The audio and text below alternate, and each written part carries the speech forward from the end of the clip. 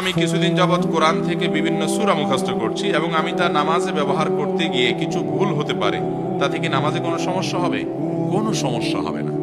অত্যন্ত গুরুত্বপূর্ণ একটা বিষয় এটা। আমরা অনেকে অভিযোগ করি, ভাই নামাজে মনোযোগ আসে না। নামাজে মনোযোগ আসবে কোত্থেকে? ওই ৭৪ সালে সূরা ৪টা মুখস্থ করছেন, এখন এসে মরার কালেও সেই ৪টা সূরা মুখস্থ আছে, ওইটা দিয়েই জীবন পার করে দিচ্ছেন, একই জিনিস পড়ে যাচ্ছেন। তো নামাজে মনোযোগ কিভাবে থাকবে? আপনি নতুন নতুন সূরা মুখস্থ করেন, সেটা নামাজের মধ্যে যখন পড়ার চেষ্টা করবেন, মনে আনার চেষ্টা করবেন, তখন আপনার নামাজে মনোযোগ থাকবে। ওই সূরা নিয়ে চিন্তা করবেন, নতুন সূরার যে ফ্লেভার, নতুন সূরার যে অর্থ মর্ম, সেটা যদি একটু বুঝে পড়তে পারেন তাহলে সেদিকে মন যাবে। আপনি নামাজের মধ্যে নিজেকে ধরে রাখতে পারবেন। আর আপনার কাছে কুল হু আল্লাহ আর ইন্না তাইনা এমন ভাবে সেট হয়েছে, এটা এখন অটোমেটিক হয়ে গেছে।